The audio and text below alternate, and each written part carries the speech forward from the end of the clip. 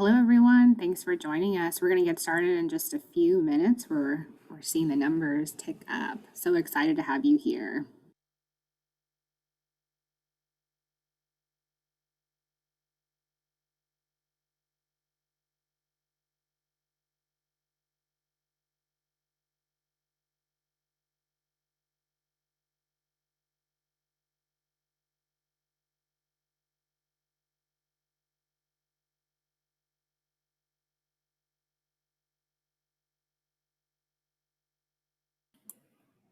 Hi, everyone. We already have 200 over 200 participants on this webinar. We're so excited to have you here. We're just going to give everybody just one more minute to jump on. Welcome, welcome.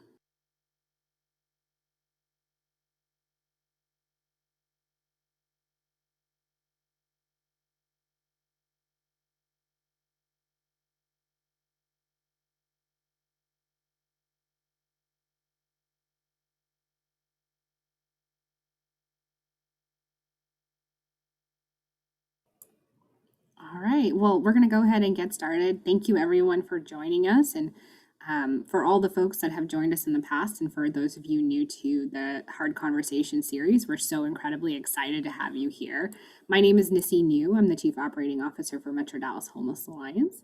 This is our final installment of what kind of community do we want to build, our Hard Conversation series. If you haven't caught the rest, we invite you to join and watch and listen and have your minds open with the conversations we've had in the past. MDHA is the backbone organization that aligns over 90 different partners in the community to make homelessness rare, brief, and non-recurring in Dallas and Collin counties. And one big aspect of our work is community education and awareness programs, such as this. We encourage you to stay connected to MDHA, be a part of our solution. And of course, we want to thank our incredible sponsor, Ian Mattingly and the Apartment Association of Greater Dallas. Ian is the president of the Luma Residential, a private multifamily investment and property management firm in Dallas. And I'm going to hand it off to Ian. Thank you so much, Nissi, and we're so excited to be sponsoring this final hard conversation of the year. We've had some phenomenal conversations, but perhaps no conversations more impactful to the day-to-day lives of our operating staff on site. Members of the Apartment Association of Greater Dallas house nearly half the residents of Dallas County, and so often in that role find themselves on the front line of responding to mental illness and mental crises, and are often the first point of contact for the police and sheriff's departments when they arrive to deal with those crises. And so, this question of enforcement and the relationship of mental illness and housing is one that is deeply embedded and impactful. And so we're absolutely thrilled to be hosting this conversation, sponsoring this event, and can't wait to hear from DA Creuzot.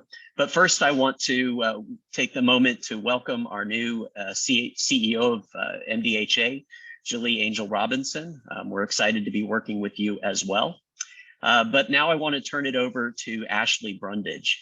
Ashley is the Executive Director of Housing Stability and the Senior Vice President of Community Impact for the United Way of Metropolitan Dallas, where she's been a crucial part of the Homelessness Response Network and has been leading over this past year and a half, almost 2 years, the Eviction Prevention Task Force. And we've had the opportunity to work with her on issues related to housing and homelessness prevention over that time period.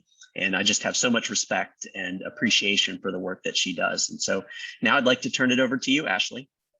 Thank you so much, Ian. I'm excited to be here.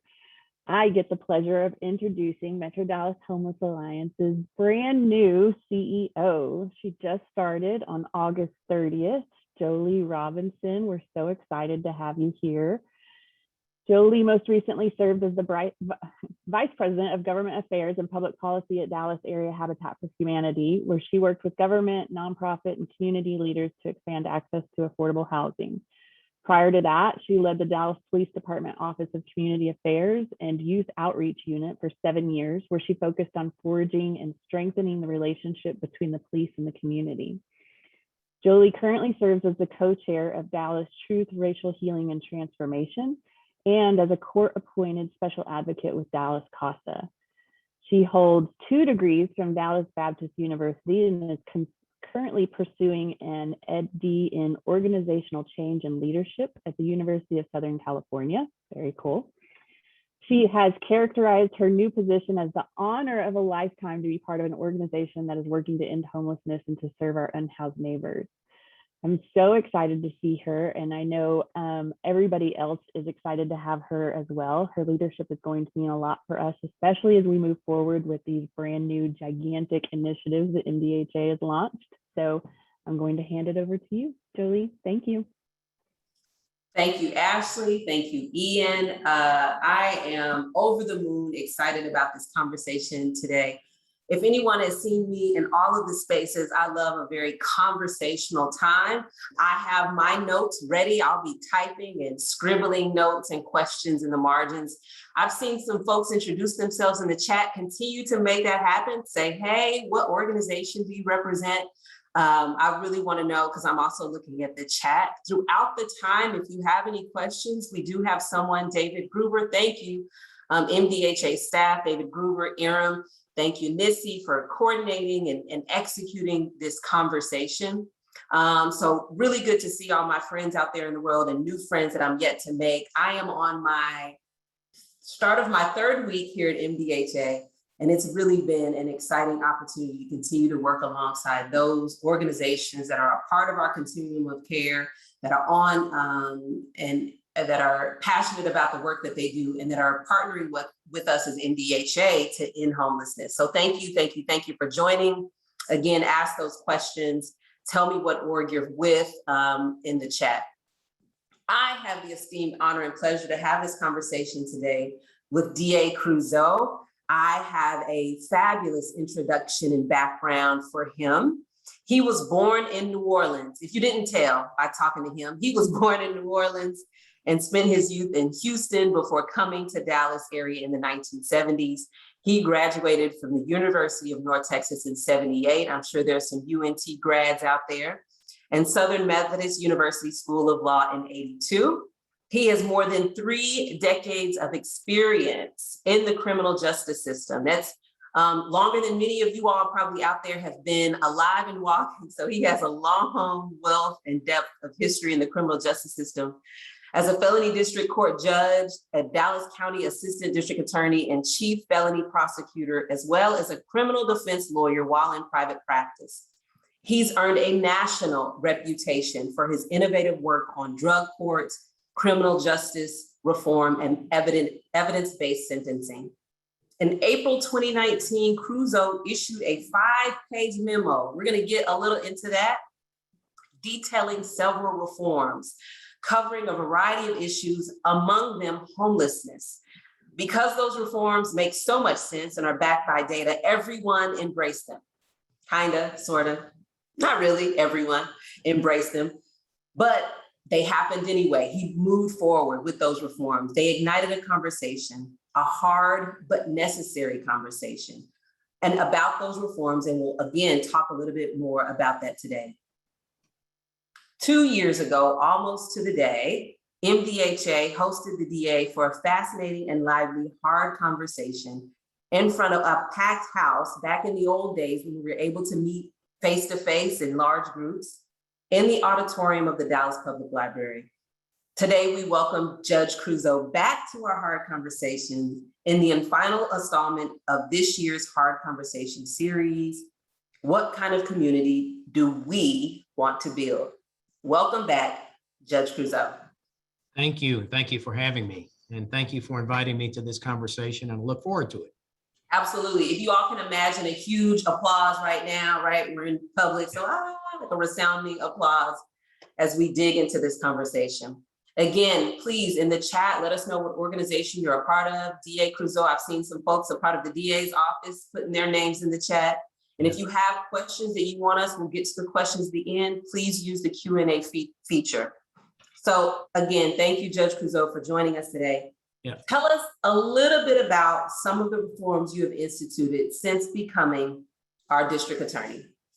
Well, I think the two most important ones that we talked about and seemed to have generated the most conversation and controversy, depending on who it was the issue of homelessness and mental health. And we quite frankly said that we would no longer be complicit in arresting and prosecuting individuals for criminal trespass when they're homeless and mentally ill, or both, or one or the other. And there's nothing to be gained from that. People are taken to jail. They stay there perhaps for extended periods of time, especially if the mental illness is predominant, and maybe months and months and months. And when they come out, there's no improvement. We've spent a lot of money. It's been a detriment to them personally, and anything that they had going has been destroyed. So we're not going to do that. There's no benefit to that, and it's inhumane, to be quite honest. The other issue is we looked at low-level offenses, and we looked at marijuana. And as you know, and we all know, marijuana is becoming more and more accepted across American society. There are many states where recreational marijuana is available. There are some states where it's available as medicinally with a prescription. But then you go just straight up to Oklahoma. They have medicinal marijuana, but the kicker there is you don't need an ailment. You just need a prescription and you can go get it in amounts that would put you in prison in Texas. And then we looked at who is it that's being arrested for these marijuana offenses. And it's predominantly Black and brown individuals, close to 90% of traffic stops. And the premise is that if we make these traffic stops and find this marijuana and put these people in jail, that somehow that's going to bring down the rate of violent crime. Well, if that was true, we wouldn't have any violent crime because of the practices. So we did a 3-part analysis of that after I got in office. And we looked at, of course, who's being arrested. Once again, every year, in excess of 90% people of color and single digits white. And then we looked at the amount of time. It takes 4 to 5 hours to process that person in jail.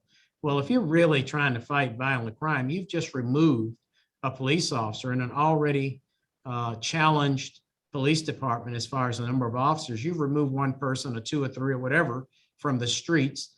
And then the other thing is we looked at, especially with the law in 2019, where it needed to be tested to determine if it's hemp or marijuana. Back in August of 2020, this policy had saved the city of Dallas, I think $500,000, $500,000. So it continues to go up, of course. So there was really no benefit, cost benefit, no social benefit, and certainly a detriment to people of color to continue that policy. So those are the two that we announced that probably came with the most discussion, pro and con, when we did the policies. Yeah, understood. So a couple of things I jotted down: cost benefit analysis, right? Yes. The thoughts of public safety, that was intertwined in there. Yep. Our ideas of public safety, what keeps us safe. And you used a term that I love, data informed, making data informed decisions once you looked at all of the numbers, right? Even how much time it pulls officers off the street to process these, yes. The amount of money to hold people, right, in our county jail or justice system or whatever the thing is, the amount of time, money, energy, and all of that is really making a data informed decision that went into some of these reforms. Is that kind of accurate? Yes, and I left off one too, the theft policy. We said that was probably actually the most controversial. So, we said that and so thefts up to $100 don't even come to this office. Those are municipal offenses. Anything between $100 and $750 is a Class B misdemeanor, up to 180 days in jail. So we said if anybody was stealing food for hunger, reasons of hunger or poverty, but not for economic gain, food or necessities. It could be diapers, it could be formula, that we would not prosecute those cases. Of course, starting with the governor, he went on Tucker Carlson, and I mean, the premise is that poor people are looking for a green light to be a thief. Not really. And in fact, being data informed, we looked at the numbers, just the city of Dallas for that category of offense. And in 2015 and 2016, there were 1,500 or so of those cases filed with this office. Well, in 2020, it was down to 300 and it went down every year. I cannot explain why it was 1,500 plus. Okay, but this assumption that the district attorney of Dallas County is given a green light to criminals and that it will in fact create more crime has been shown by the data to be false. And once again, I said back then that it really isn't fair to poor people to assume that they're just looking for a green light to go out and commit an offense. We know better than that. Because someone is poor doesn't mean they're immoral. And because someone is poor doesn't mean that they're on the verge of becoming a criminal and they just need a little shove over the cliff. It's untrue, and the data has shown that. Because I think the counter argument was that if we let these minor infractions go, Right. that it's going to lead to a whole life of crime, right? Which, as you said, the data does not support that. Right. In fact, the exact opposite is true. So Boston a research university recently looked at policies of the Boston district attorney. And when she came into office, she outlined 15 low-level offenses that she would no longer prosecute. Well, a lot of complaints about it. And the premise was that you're going to create more crime, et cetera. Actually, her white male predecessor, who had been in office for many, many years before she was elected, had the same exact policies. He just never announced them. So they had lots of data to go back and look at, and they did a comparison. And what they found was not prosecuting those offenses reduced recidivism. So the question is, how could that be? Because a low-level offender is likely someone who will not be back in the criminal justice system. But if you criminalize the person, if you put a conviction on them or you impair them in such a way, you put them in the grasp of a probation department and under the orders of a judge, it's more likely that something they do will be offensive to their terms and conditions of probation or to the probation officer or to the judge, and they'll wind up with a criminal record. And that criminal record it starts impacting a lot of things. Where are you going to live? How are you going to live? Whether you have credit, whether you can support yourself, the type of job you have.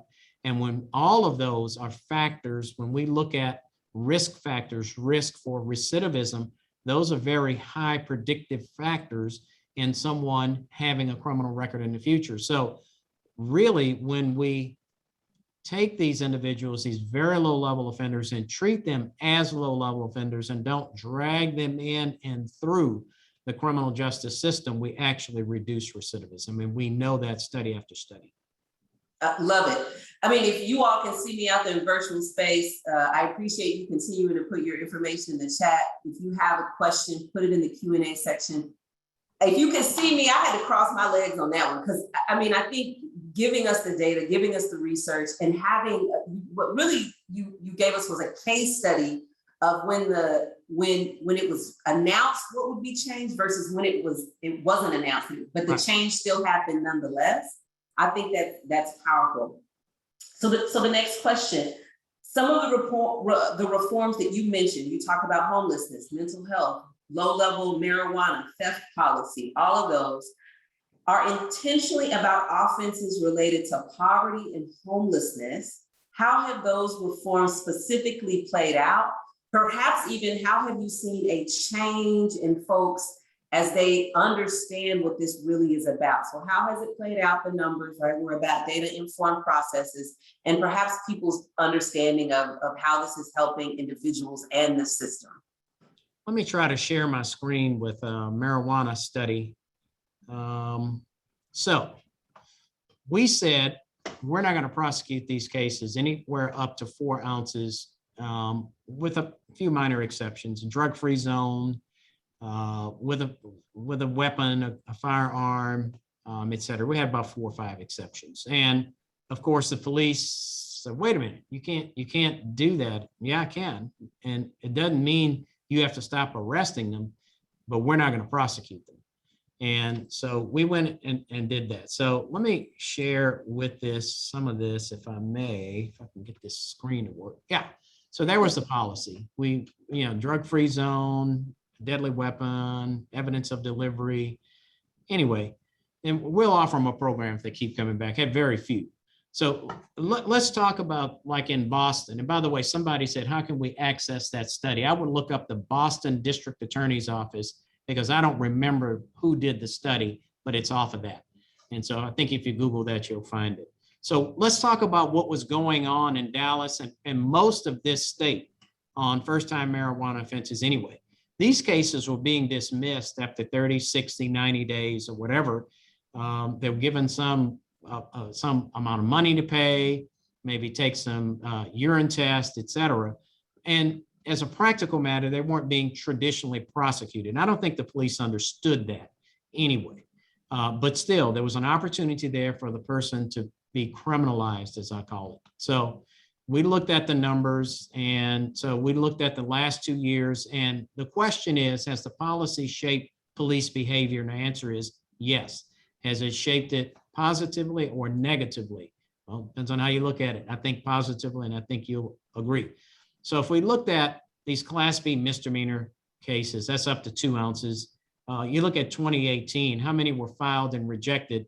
And you go over to 2021, you see we went from 6,700 to so far, 1,200, okay? And we rejected without the policy 1,300, with the policy 900. So that means that fewer cases are even being rejected because the behavior and the practices of the police departments have changed. So, and you see 27 law enforcement agencies and now and 41 in 2018. And then you see the numbers, at least a dozen, and some haven't so far this year. And many others are filing fewer cases each year.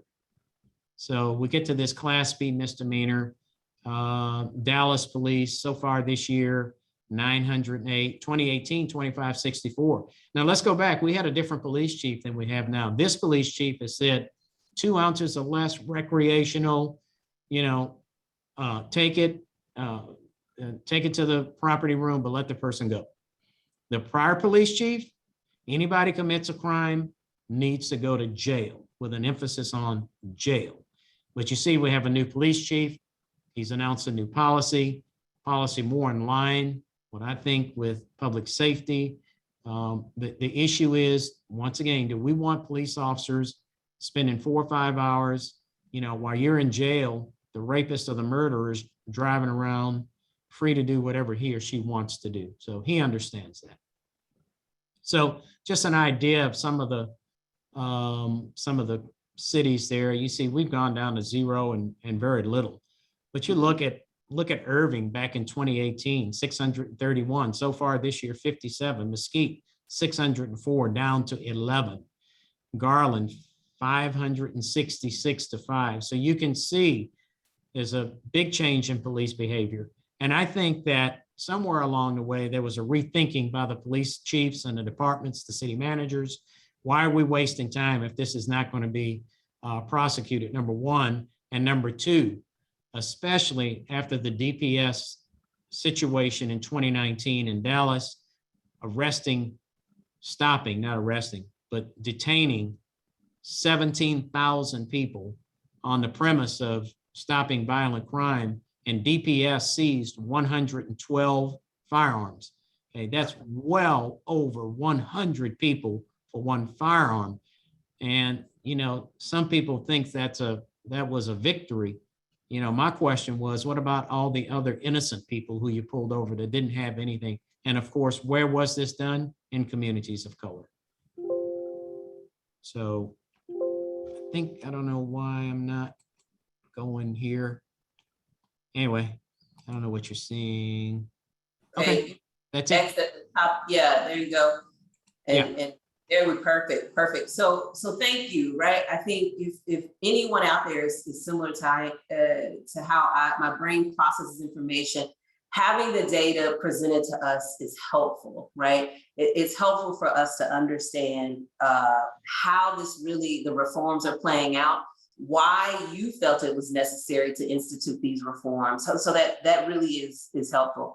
Can you tell us a bit more about Dallas Deflects? Yes. Now that you mention, I'll share my screen again. It is. We're getting a full education and lesson here today, y'all. I'm really loving this. Thank you, DA. You're welcome. So Dallas Deflects, what is that? We want people who are homeless, mentally ill, and maybe some other low-level offenses. We want them introduced to services. We want them to start off with medical services if necessary, health services, a path to a home, but to get well and to have a home and to be a productive citizen. We know that sending these people to jail, taking them to jail is not the answer. We had a perfect model even before I came into office, Dallas Downtown Inc.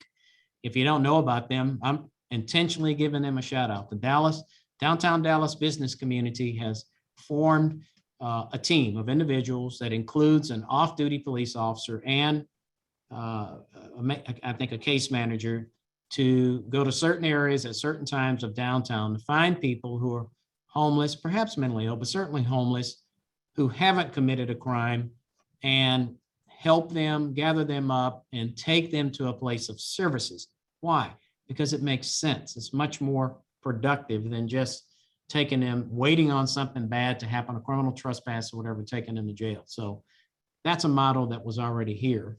If I can get this to go. Okay.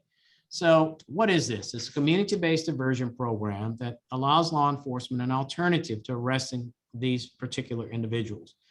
Instead of this 4 or 5 hour bookend, 10 to 15 minutes back on the beat. Where did we get this idea from? Harris County. They had started it. We went down and visited it. It's right off of downtown. This one will be in the Singing Hills area at Homeward Bound. So it kind of gives you an idea of the flow there of what we're going to do.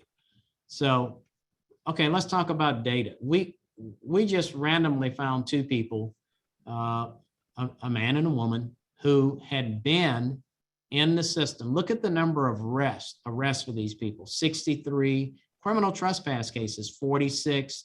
Okay, why did we look at behavioral observation? Because that's where that mentally ill, that person perhaps suffering from physical illness and also is put in the jail. It's the most expensive part of the jail. Okay, number of days, 1,214, 1,500 days criminal trespass. And guess what? No change in behavior. We have spent a ton of money and no change in behavior. Look at the next person. You go through these criminal trespass arrests, number of days in behavioral observation, number of days for criminal trespass. And we put this together last year, and that person, I don't know if this person's been in, but as of 7/22/20, we did this last year, I was back in jail, 1,835 days with no change in behavior. So obviously, if the assumption is taking somebody to jail who fits this profile for these offenses is going to change behavior, we start getting into that AA, NA definition of recovery, doing the same thing over and over again and expecting a different result. Right. Yeah, we're all insane, okay? Including the district attorney. If I'm sitting here thinking that's going to change something, I have now fallen into the deep, deep well of insanity, and I refuse to be complicit and fall into that well. I'd like to be hovering around the top, pulling people out rather than falling in. So what is it going to do? You can see there it has some capacity. You know, we eventually hope to go 24/7. What's the goal? Wraparound services, transition to detox if necessary, residential substance abuse if necessary at the Homeward Bound facility, and stable housing.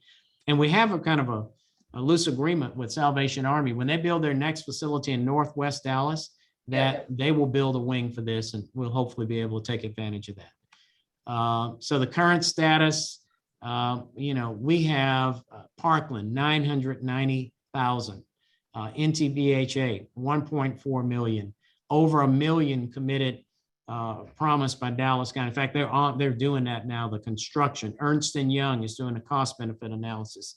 Mark Cuban has contributed close to $250,000 for this. Myself, I contributed just personal money to it to finish off a room. The Catholic Diocese has done so. And so we're well along the way. Some of the money's there. We need a little more, but we're working on it. That's kind of what it'll look like. It's kind of hard to tell on this, I know, but this wing of this pre-existing facility needed to be basically destroyed.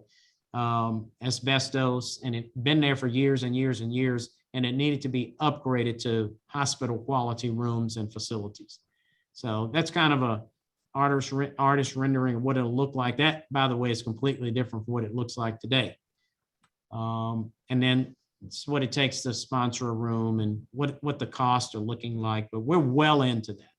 Wow. So anyway, that's Wow. Impressive. Thank you for sharing. Mhm. I know we get some questions about sharing some of these PowerPoints, perhaps afterwards, you and our team, even if we save them as PDF, we can have them available for folks so that they can take a look at that.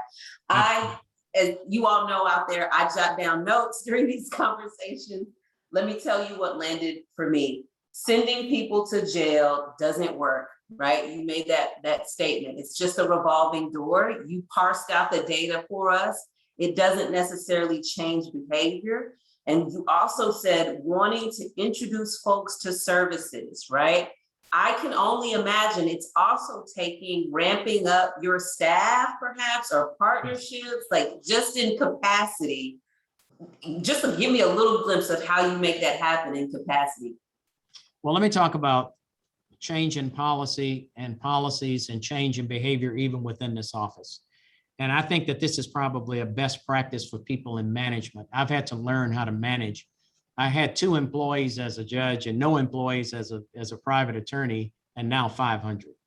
And so there's no way that I'm gonna be able to, excuse me, monitor the activities of 500 people. So what we did was some of these policy goals that we put in order to ensure that they are carried out and followed and done every day, we put it in the analysis of in your, I can't think of the word all of a sudden. Like performance evaluation? And your evaluation, yes, your performance evaluation. Did you do this? Did you do that? Did you do the other? So that way it becomes habit. Okay, so I don't have to worry about, are they on some other, kick or whatever, doing something else. It's in the performance evaluation. So that's the first thing. The other thing, what was your question again? Ask me that again. It was about capacity. I'm sure all Yes. of these changes. Yeah, go ahead. So what we did was we had groups of people, even individuals scattered in different departments doing some mental health, this and that substance. We brought all those people together, and then we changed some of the staff. And so we have a reformative justice division, and that's headed by Julie Turnbull. And she was the prosecutor in divert court with me for all these years, but she's been trained across the United States on evidence-based practices in criminal justice, from substance abuse to mental health. So she runs that. And then all of our division are people who want to be there. They've asked to be there. They've been hired to be there. So we're not bringing somebody in and saying, here's your job, and they don't want to do it. So we have people who want to be there. And then the other thing is NIPA, North Texas Behavioral Health Authority. They were very kind and have given us at our disposal for our use 3 clinical case managers to help us, because lawyers don't know case management. We go to law school and we learn how to do that, but we're not skilled at this other thing, and we know that. And so this division has been transformed. The mental health component of it has been transformed with the addition of the assistance of people who know what they're doing. So a crisis doesn't go unattended. A crisis doesn't get handled poorly. It's handled appropriately. We can track and manage what people are doing so that we get a better outcome.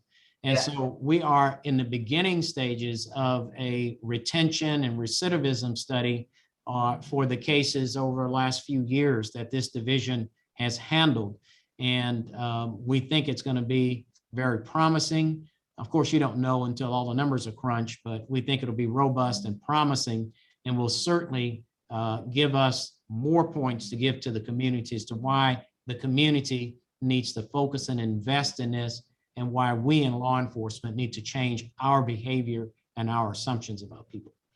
Love it. Love it. That is some exciting things. just on the managerial side of doing the business that you're doing, right? Of the business, of the process of the business. There's a quote that I used to have a long time ago, and I may get it switched. You can't expect when you don't inspect, right? So if you don't have those numbers and the performance evaluation, if you're not looking at the data, you can't even have a process that's working the way that you need it to work, because you're not evaluating it. You're not holding people accountable to that. So I love it. You also talked about in one of your previous responses about, and really the topic of this conversation, arrest your way out of homelessness. I was at the police department when Chief Brown was there. You can't arrest your way out of all that's happening, right? Crime, poverty, you can't arrest your way out of those things, and hopefully it's going to get you somewhere else. There's a phrase that I use about that, is you're going to invest, right? Taxpayers, cities, counties, the criminal justice system, you're going to invest money on the front end or the back end. Right. Investing time, money, and attention in services, in those wraparound services. Someone talked about housing first. Yes, housing first when it comes to serving our unhoused neighbors. That investment can reap so much, right? Because on the back end, there's also an investment that people may not necessarily see that can cost so much more than if you would have invested. Think about your tooth, right?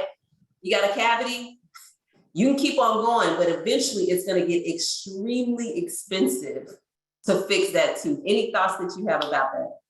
Well, so back in the early 90s, we had a crisis in Texas, and that is our perception was we had too few beds, prison beds, and very dangerous, violent offenders were being let out to make room for low-level offenders. And we did an analysis back then of kind of a cost benefit. Where's your money better spent? Your money's better spent investing in rehabilitation on low-level offenders. Well, we didn't really know what we were doing. And so we went from 50,000 to 150,000 beds over 13 or 14 years. Okay, well, in 2005, the state of Texas did an analysis, a projection, and it was told, the state, by an entity within the state, that in a few years that 150,000 beds were not going to be enough. They needed 17,000 more. There was a bipartisan effort, Rick Perry and everybody throughout the House and the Senate, not to do that, not to waste that money. And so the question is, what do we do? So they actually looked back at the data we had developed for the Divert Court program here, which we had in Dallas. I started that along with Julie Turnbull and some others. And we had a 68% reduction in recidivism. And we showed for every dollar spent, it was $9.34 in avoided criminal justice cost. Okay. Who did those studies? The SMU Psychology Department on recidivism, the SMU Economics Department on the cost benefit. So we didn't do it, they did it. We just provided the information, they put it together.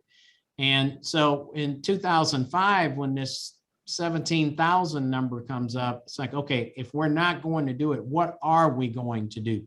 And so they looked at Divert Court and the model, and the decision was made not to change the law, not to change offenses or anything like that, but to invest money up front, to invest money in assessments.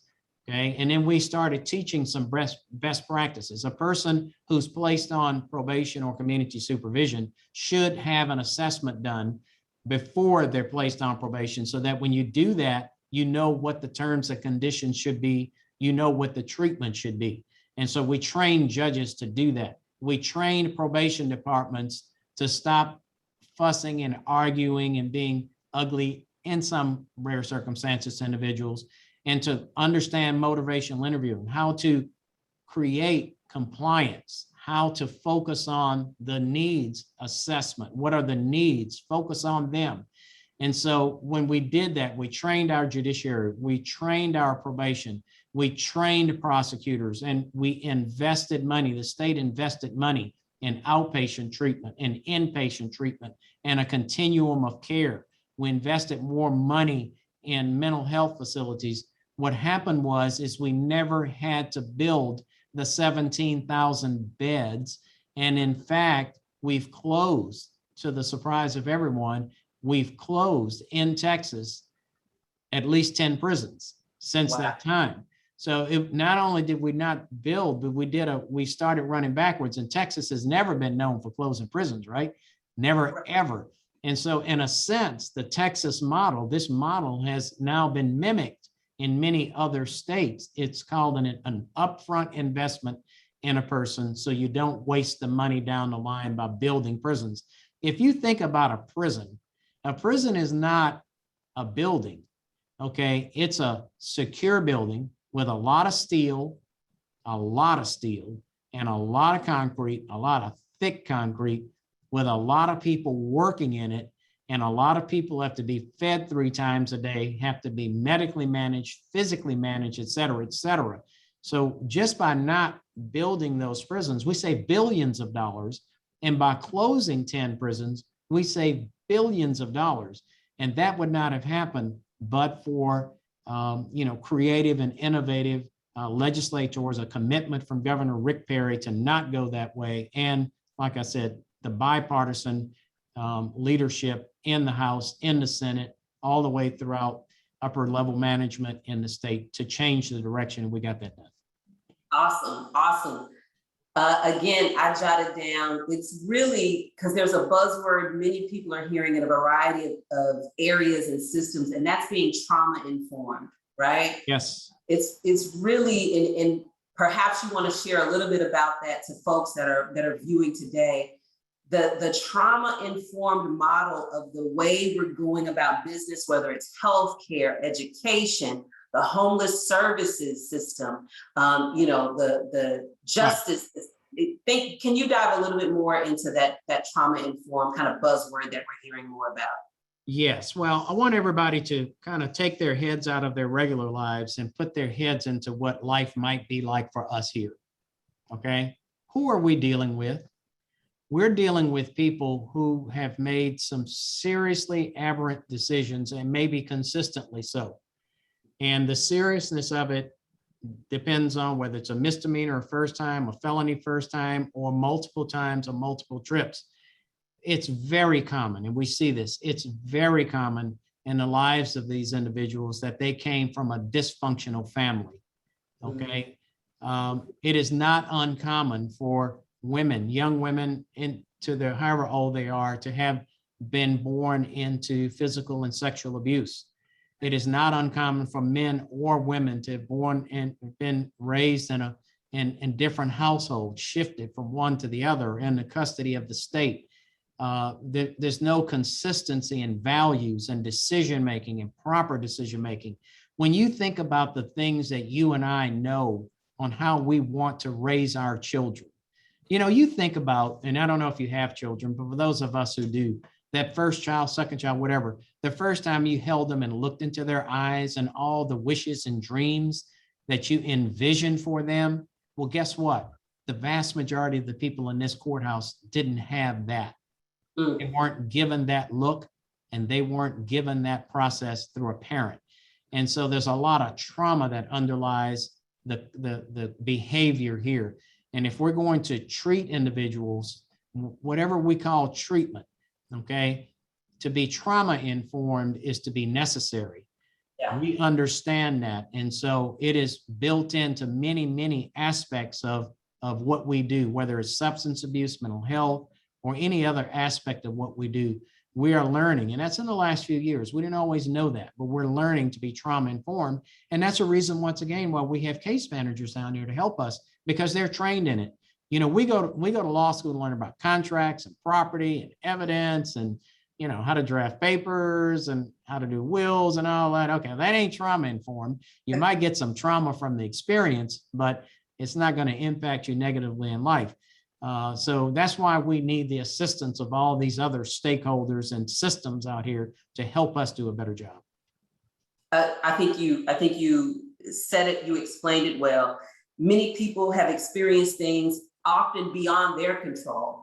Often their parents may have been involved in this system as well. Yes. One parent may be out, 2 parents may be out. They live in a certain zip code, they go to a certain school. There's a lot of things that are happening for folks in their lives, in their control, beyond their control. And so really that trauma-informed way that we're going about business is helpful. And like you said, we all don't go to school for that, but it's necessary for us to lean on those organizations and partners that are really educated and know what they're doing in that space. I'm going to get back to, I asked you so many questions. I'm going to get back to the questions in the paper. Okay. So we've lived through about 18 months of COVID-19 and still going, right? It's not over yet. No. Cloud has not lifted yet. No. And no system has escaped its impact. How has this pandemic impacted the work you've been able to do and the reforms you've been able to put in place? Well, the reforms have stayed in place, and we haven't altered or changed any of them. And in fact, we've put in additional reforms. For example, we have reformed the way in which this office handles allegations that someone has violated their probation. I'll give you a good example. In the past, for decades and decades and decades, myself included, the probation department prepared that and put it in front of us, and without thought or criticism or critical thought, we just signed it and on it went. A lot of that was for money. A lot of that was for not being here versus there, et cetera, et cetera. We went through and realized that we have 30 courts. And when this judge, well, let me go back. This training we were doing for judges, that's been stopped also. Okay, so judges aren't trained on probation, and I understand that, and it's not their fault. Other people made the decision to do that, not the judges. But the fact is they're not trained. And so what we wound up with in my analysis was 30 different probation systems. And your success or failure depended on the court, the prosecutor, the judge, the probation officer, et cetera, et cetera.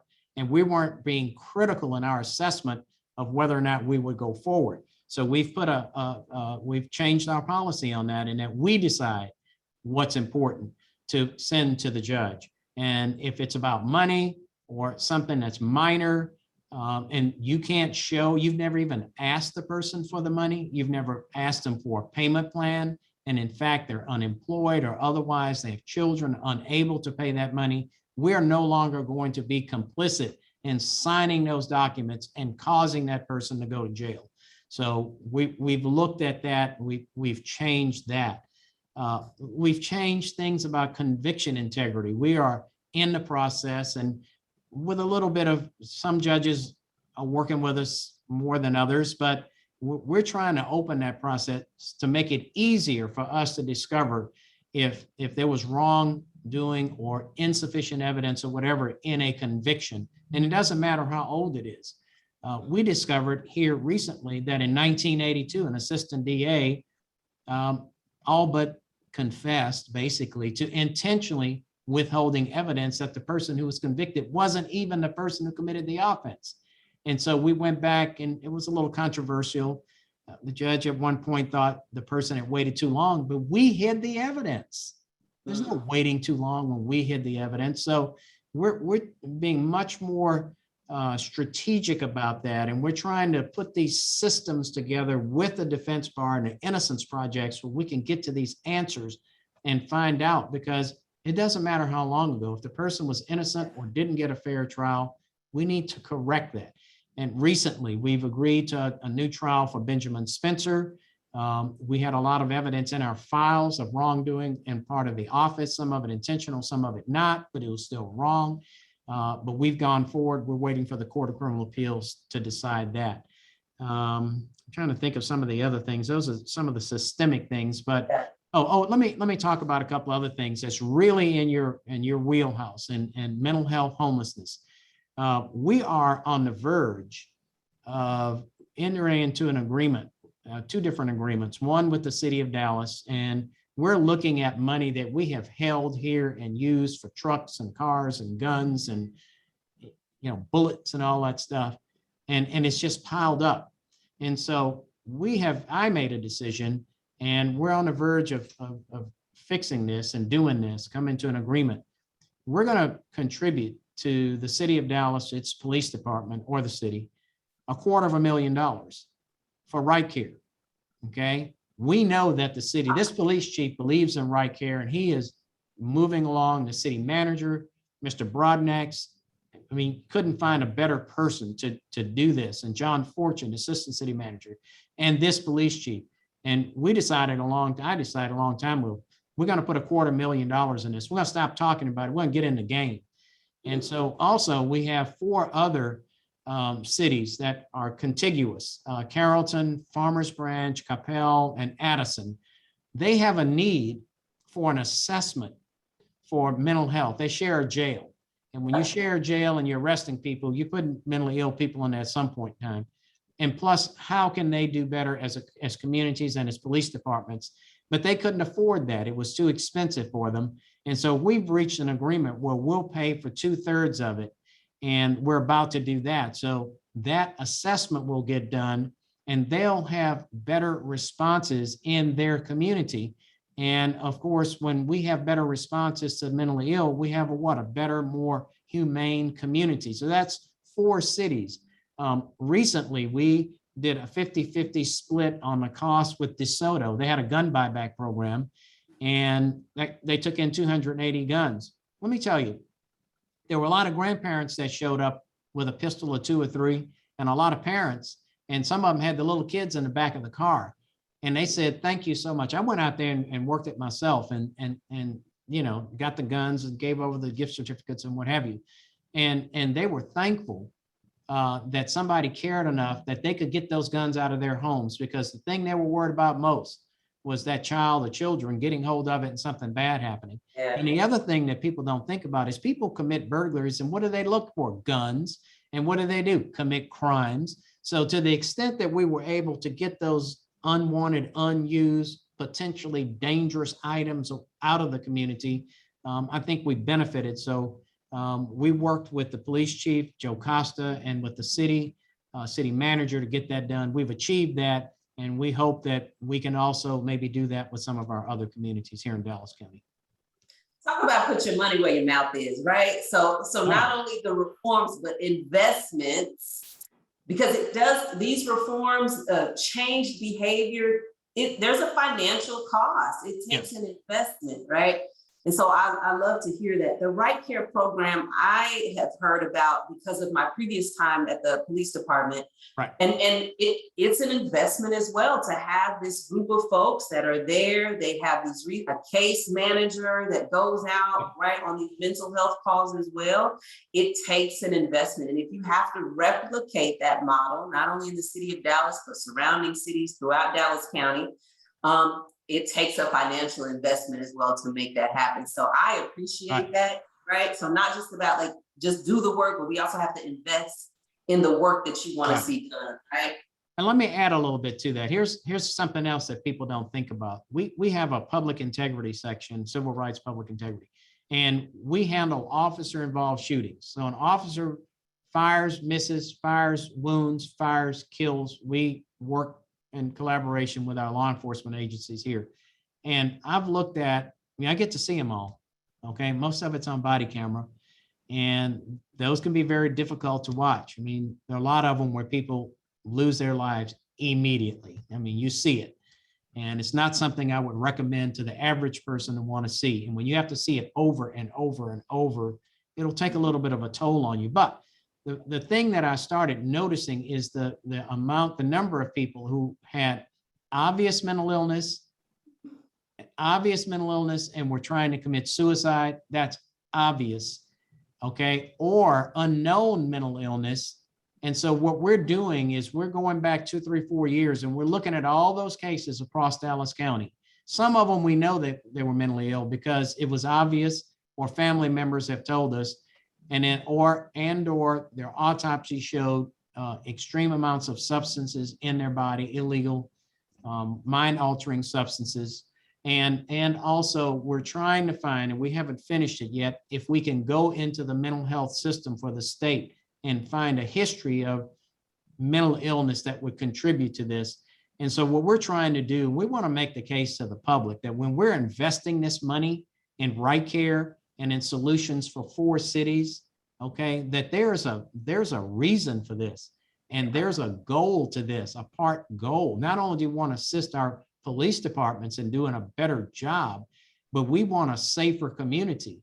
And if we can get ahead of these problems in conjunction with entities like yours and all the others that are on this call, if we can get ahead of this, we can maybe our goal is to reduce the number of these encounters, okay, and reduce the shootings and the responses that the police are sometimes forced to take. And so that's a goal that we have in spending this money and doing this research. And so we're in the middle of that. We haven't quite come, but just the kind of obvious numbers are very high. I think somewhere 30 to 40%, if I'm not mistaken. You put in the substance abuse, it goes up more than that. And then we're trying to find out in the mental health system, those that we don't know, what we can find out, and we'll add that to the numbers. But I think it's going to be an unacceptable and shocking number that's very unfortunate. And so we're going to release that to the public once we have it. Thank you. So over the years, I know that you and your team have really been passionate, you say about, or that's the word you want to use, about kind of special populations, right?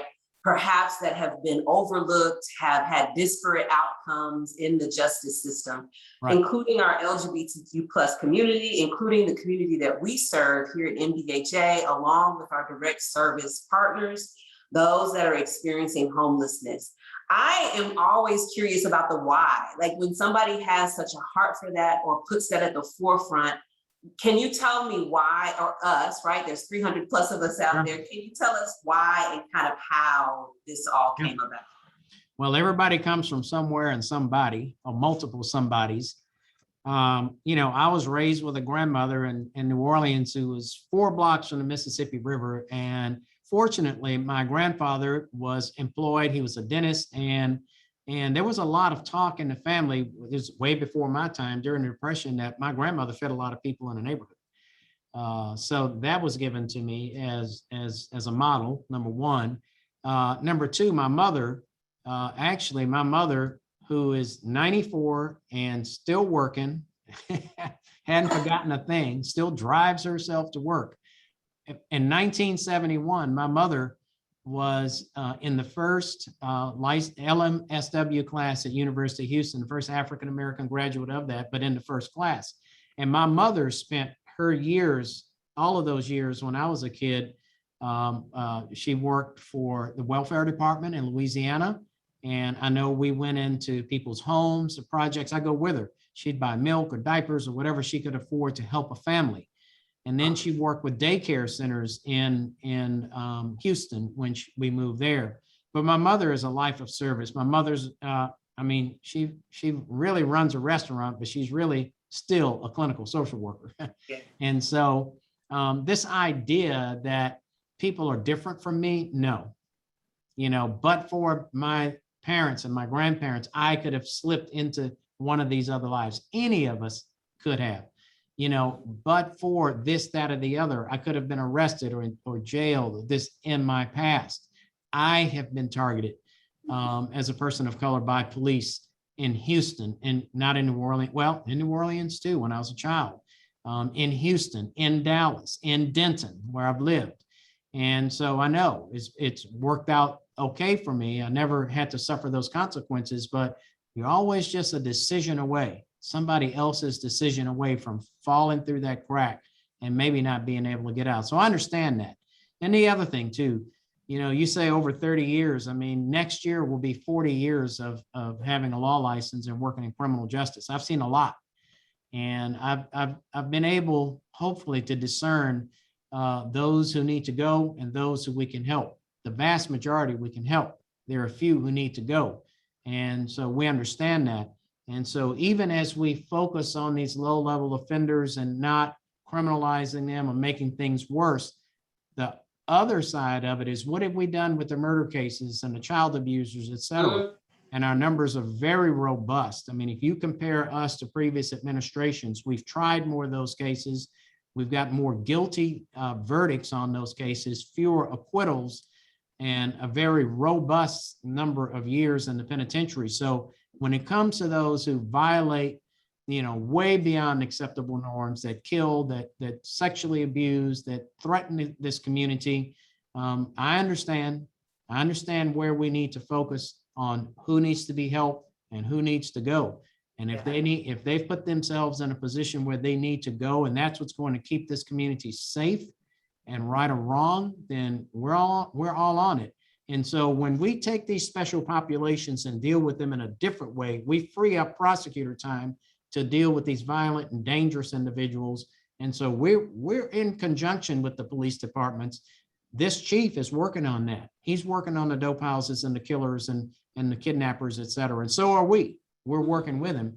But we also, like he, understand that there's another population out here that doesn't need the full brunt of the criminal justice system. And so most of the police chiefs, I think, if not all in our community, understand that. It's just a way of adjusting behavior and policies. And we're working with them to do that. Awesome. So I'm going to specifically around those experiencing homelessness, we see an overrepresentation of African-American, Black folks, Black males specifically, right? In our homeless, our unhoused population. We also see those same numbers in the criminal justice system, right? This can't and is not simply a coincidence. Give us an understanding from your perspective, what's going on here in those two different areas, not really different, right? But what's going on here? Help us unpack that a little bit. Well, so there's a book out, and I think many are familiar with it, The New Jim Crow, that kind of goes over a lot of history. I want to introduce everybody to a new book. It's a book about a Supreme Court justice, but it's easy to read. It's not written for lawyers. And it's called The Great Dissenter, Dissenter. And the Supreme Court justice that it's about is John Marshall Harlan, Harlan. And it's an easy read. When was he on the Supreme Court? Post-Reconstruction. Where did he come from? Kentucky. He was a Unionist. He had somebody who was thought of as a brother, probably not genetically, they can't trace it back, Robert Harlan, who his dad had as a slave, who bought himself away from his dad and became a very prominent African-American man in the Kentucky community and was a great businessman, a great innovator, et cetera. So John Marshall Harlan did not come up with this idea that Black folks are inferior. Okay, he did not come up with the idea that Black folks need to be managed. He did not come up with the idea that Black folks need to be arrested and put in jail. And so as we went across the legal landscape post-Reconstruction, and he was the dissenter, that's why they call him the Great Dissenter. And his dissents were that Black people are equal and this country has a constitution and it means something. And all of this nonsense that the other 8 and everybody, the rest of American society was going through, he disavowed. Well, the interesting thing was when we started making progress in our courts in the 40s and the 50s and the 60s, guess whose words came back in the majority opinions? John Marshall Harlan. And so what I would like to do is invite everyone. It's an easy read. I just finished reading it. If you want to see how American society, how Democrats and Republicans and their confusion, because don't forget, if you don't know this, Reconstruction, those post-Civil War amendments were done by the radical Republicans, okay, when the Southern states weren't in, and they forced that through. But as we got to 1876 and we got into Jim Crow, the momentum of the radical Republicans had gone away, and the care for Black people in this country and the willingness to put them on an equal footing with whites went away. And that's how we got Jim Crow, and that's how we got lynchings, and that's how we got increased segregation. That's why we wound up with Woodrow Wilson as a president who purged Black folks from federal jobs. And that's how this went on into the 1900s. So it's out there. And so what has our criminal justice system done? You know, as I tell the police chiefs in our area, I don't think that you're a racist, but you have inherited a system based on racism, and you have embraced it, and you may not understand that. So when you tell me that you have to go to high crime areas, which can be communities of color, and you have to arrest people for what? Traffic violations? I mean, wait a minute. What you're doing is embracing this idea that Black folks need to be put in jail in order to control them, because you are really not reducing violent crime by stopping people for taillights and traffic infractions to go find some marijuana. There's no connection. You're just doing that out of muscle memory because somebody 30 years ago trained you to do it, and somebody 30 years before that trained them, et cetera, et cetera. And so only until we can understand the history of where we are and why we're doing this can we begin to change our own behavior. Woo! I grew up Southern Baptist. This is when the doors of the church are open at this moment, right? Like, you just dropped a whole lot of awesome knowledge on us. Thank you. I appreciate that. David, thank you. I saw that you put those titles in the chat so that in those links so people can go back and read those books. I wrote down The Great Dissenter. I'm going to go out and purchase that book. I know we're gathering questions. We're nearing kind of the end of our time. I have a little bit more time with you. I'm going to ask one more question, and then I'm going to look at some of the questions that have been provided in the queue. I see a whole bunch of people giving some claps there in the chat because that was really powerful. Thank you. Thank you so much.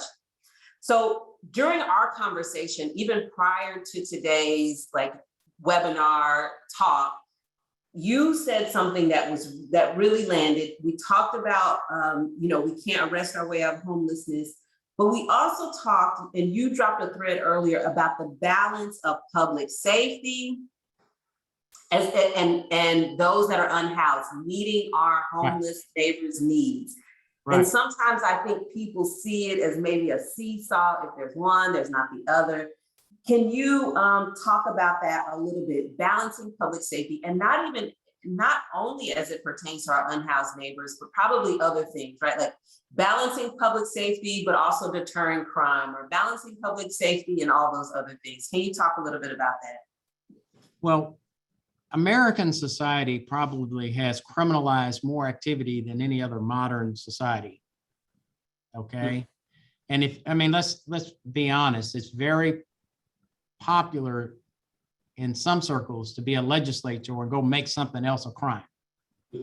Okay. And if that didn't do it, then make it a worse crime. Okay. And a lot of these behaviors I think I've seen in other societies is more of a nuisance than a crime. But nonetheless, in this society of ours, we have done that, and we have been complicit. And let me be honest, when I say complicit, we as people of color has sometimes been complicit in that ourselves. So I'd like to introduce you to another book. Okay. I got my pen out. All right. Locking Up Our Own. Locking Up Our Own. The author is James Forman, F-O-R-M-A-N. Don't put an E between the R and the M, F-O-R-M-A-N. And he's a man of color, professor at Yale, and took some case studies, and especially the Washington, D.C. community, to see what we did, okay, when they're in the 70s, the 80s, and the 90s. And when we had the opportunity to not criminalize small amounts of drugs, when we had the opportunity to not target young people in communities of color, we dropped the ball. Okay. And we're in the midst, or in the beginning to middle stages of recognizing those errors. Even Joe Biden and Bill Clinton say, we shouldn't have done that. We shouldn't have done what we did, the laws, et cetera. So, we've been complicit in this ourselves. And so we're getting out of it. If you think about our ministers here, our pastoral community, okay, you think about Michael Waters. What does he say? He said, let's stop this. Let's take a look. Dr. Haynes, let's stop this. Let's take a look. Concord, I can't remember pastor's name. It's just escaping me for a moment, but let's stop this. Let's take, Brian Carter. We have our pastors across this community. We have other people of faith, other denominations and people of faith who are saying, let's stop this, when in the past they've said, let's go get them. Okay. And so we are, I think, as a community, reassessing what's dangerous and what's not, what's a nuisance as opposed to what's a crime. We're reassessing, how does the criminal justice system work, and is it working? As Pastor Waters says, yeah, it's working as designed. And some of that is to create problems and recidivism, this, that, and the other, but it's muscle memory. And if you don't know your history and you don't understand what you're doing, you don't get the opportunity to change. And so that's why I think it's important for folks like myself, not just me in this community, but certainly as the elected district attorney, to say, wait a minute, stop. And I think it's a very powerful thing. And I'm not trying to pat myself on the back, but when you think about it, you look at those numbers on marijuana, okay, and you look at the drop in the numbers of people arrested, really all it took was one election and one person. And that person said, I'm not doing it anymore. Okay. And despite the controversy of it, behavior has changed. And guess what? Crime went up, but we have a new police chief who said what? I'm gonna focus on data. I'm gonna focus on not cars and lights and all that, but I'm gonna focus on areas and activity. And what do we see? The beginning stages, hopefully it'll maintain itself of serious violent crime trending what? Down. Okay, so this idea that we have to go do marijuana arrests and stop people of color and all of this, take their guns when the other community is encouraged to buy all the guns they can, okay, that was false. And as we lay this out, it's being shown to be false. And so we have things that we can build on, that we can advocate and teach to all of our community so that we do a better job and have a better understanding of one another. So the phrase that we've heard, if you haven't heard the quote, if we don't know our history, we are what? Doomed to repeat it. Sure. So I'm happy that you brought that into the space. David, I think we're ready for audience question time. I think we've gathered quite a few questions. I will let you go ahead and take that part. Thank you. All right.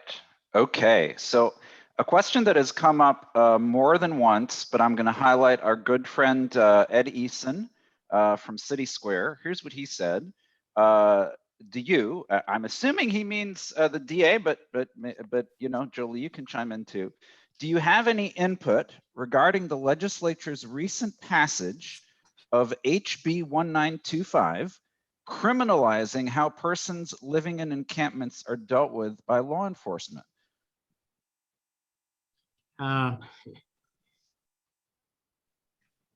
Yeah, I got a lot of opinions about it. I don't know what it's supposed to accomplish, and it doesn't have any solution to homeless individuals. Once again, I think that the perception is that people are, that their behavior can be corrected by a $500 fine, when in fact, the reason they're out there is because they don't have any money to stay somewhere. And what I see, and I'm just going to be honest with you, okay? When I see the governor of this state, most of the time talking publicly, it's an anger. Okay. Maybe I missed it. Okay. He talks about me, he's angry. He talks about homelessness, he's angry. Anything that has to do with some of these things that we value, that the evidence shows, okay, is wrong, he's angry.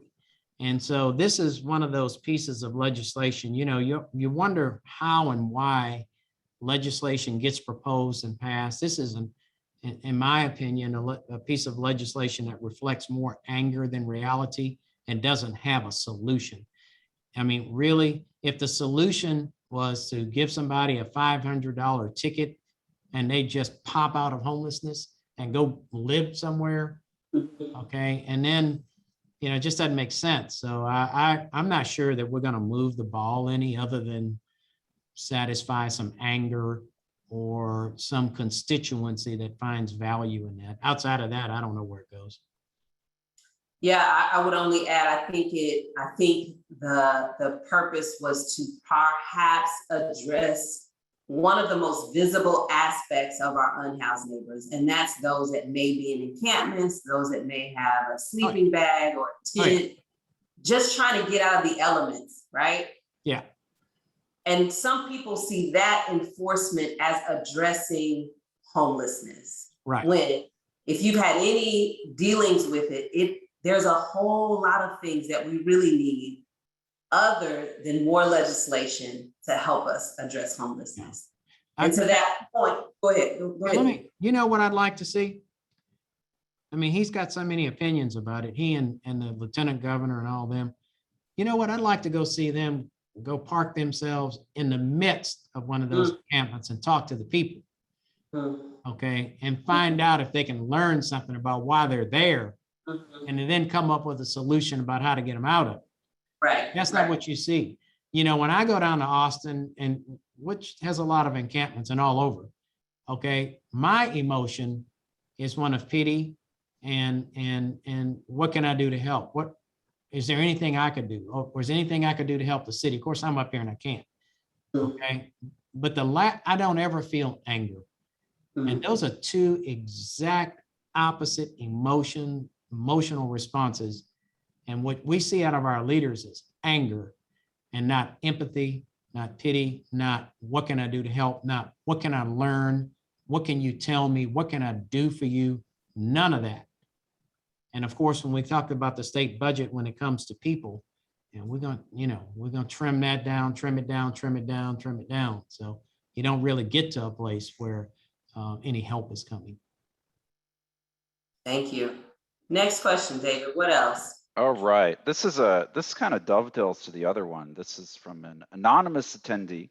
What can we as public citizens do in our day-to-day lives to help fight the idea and she's quoting the judge here, that people in poverty are looking for a green light to commit crime, and to support the work the DA is doing from the policy-driven side of things? So basically, to sum it up, what can we do to fight that, to help you, to help beat this perception? Well, I think spread the word. Number one, don't be complicit. Whatever community you live in, write a letter to your police chief as to what you believe. Write a letter to your city council person, to your city manager, to your mayor. He or she, let them know what you believe, what you've seen, that you support these policies. I think that there was some outcry, I don't think there was some outcry at first, but we've seen that the world didn't implode. Jerry world didn't fall in, and we haven't, that the DA's office, as I've said before, the DA's office really doesn't control the rate of violent crime on the street, because all we do is prosecute cases. We don't arrest people and we don't patrol the streets. But to the extent that in the city of Dallas and others, that our police chiefs are starting to recognize that these other things were a waste of time, and they're putting their resources in ways that'll reduce violent crime, I think if you see that, you need to write them a thank you note and tell them that you understand what they're doing, you support these policies, and you support a redirection of their resources onto violent crime. I think that'll be the most important thing, because they need to know what you think, okay? And I think it's important for that. Spot on. There's usually 3 things I tell people, like pick a lane. You can advocate for these things, call people, write letters, email, speak at city council meetings, donate, support, volunteer with any of the organizations that are doing amazing work. There's so many organizations that are serving either our unhoused neighbors, those that have been involved in the criminal justice system, those that are providing wraparound services, all in between and above and below. And they need hands, they need feet, they need bodies to help them continue the good work. And then everyone has a voice. That's why I say advocate, advocate, advocate, write, email, phone calls, show up where you can. Because most often in a variety of these spaces, we hear most from those that don't like something. So it feels like they're the overwhelming majority, when we know the overwhelming majority usually are those that like what's happening, right? You don't write a rave review most often about a restaurant that you just, man, it's good, I love it, I'm gonna keep going back. Usually you write a review about a restaurant that you hate. You had horrible service, you never wanna go back.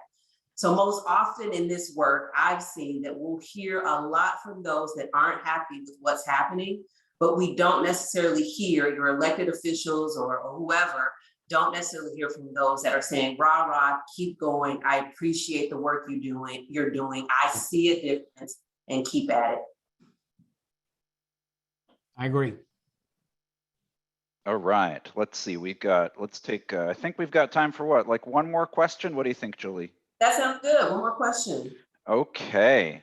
So this is a technical question. I'm going to kind of widen it. There were 1 or 2 questions about the timeline for the launch of Dallas Deflects. What type of personnel will be there? Will there be a doctor? Will there be a nurse practitioner? When is it going to start? So just if you can address that, Judge, just to talk a little bit more about the technical side of that and when it'll be up and running. Well, first of all, let's just make an admission to ourselves. No construction project is ever finished on time. 35, yeah. the tollway, 6:35. Yeah. So whatever date they told me, I was like, yeah, all right, we'll see about it. And then COVID, boom, here we are. Supplies, logistics, manpower, all those things have become issues. So our most recent start date is probably the 1st of 2022. Who'll be there? Yes, nurse practitioners, perhaps doctors. We're building this to be Parkland compliant, okay, with air and walls and painting and facilities and instruments and this, that, all the stuff they need to conduct psychiatric and/or medical care. We hope to have case managers there, peer support. We hope to have advocates there, people who can transition a person from that facility to a better facility. Obviously, when we talk about detox and we talk about substance abuse, that can be done right on the facility. In fact, I think Doug Denton is on this call. He is the outstanding multi-decade director of Homeward Bound, and he is ready and ready to go. We just need to get the people in there. Let me say this: the police agencies and the police departments are ready. Okay, our police chiefs. We have a great group of police chiefs in this county, and I don't know if any of them are looking. I'm gonna give a shout out to them because they know that arresting the mentally ill and putting them in jail is a losing proposition. It's just been the only option that they have had. Now that somebody has come along and said, let's do something different, let's build it, let's fund it, et cetera, and it's on the way, they're becoming more in tune to it. The other thing is the conversation of 2020 in this community with police chiefs and city managers about violence and police violence and how we interact with people of color and poor people. The easiest thing to do to grab a hold of was the mental health aspect. And so that's why we're partnering with Dallas and these other communities. And that's why I, as the district attorney, have conversations with our police chiefs. What can we do to help you in this mental health battle? Okay.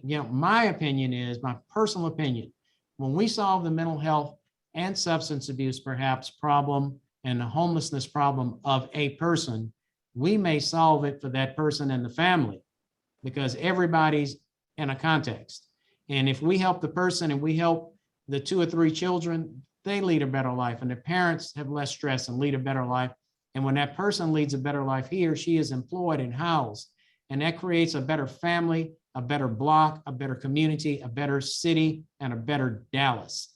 And so I think our police chiefs and all understand that. So that's what we're trying to focus on to get this thing. The district attorney's office is not going to solve all these problems. But you know what we can do is say, stop. I'm not being complicit any longer.